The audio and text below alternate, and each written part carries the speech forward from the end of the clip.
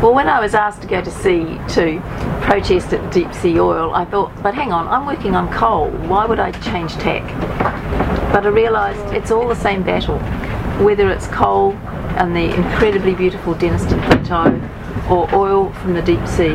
It's all climate change, it's all the fossil fuel industry going after more and more extreme environments to get stuff when we ought to be working on a transition to renewable fuels instead. New Zealanders have always stood up against the might of people invading our waters, invading our seas, challenging peace, challenging the environment. And we have to support that tradition because we are in danger of losing it. I expected the ship to be big and ugly and noisy, and the ship was big and ugly and noisy.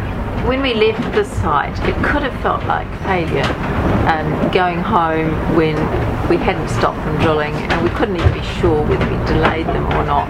But there were two things that made it a victory. One was the massive mobilisation on the beaches on Saturday that showed that we had captured the hearts and minds of New Zealanders and that they were with us and that the fight is going to continue on land. And the other was the news of the filing in the High Court of the action for judicial review of the EPA process, which we all know has been extremely shonky, but this is going to bring that out into the open. It's the first time that I've been in a situation of quite such direct and somewhat threatening confrontation with the enemy. And that was a good thing to do. It's something I've wanted to do for a long time, to go beyond the level of policy and submissions and speaking to the public and actually get in their face directly.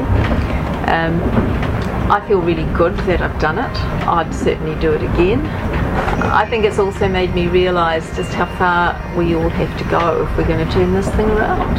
That extreme action is now called for if we're going to avert extreme climate change.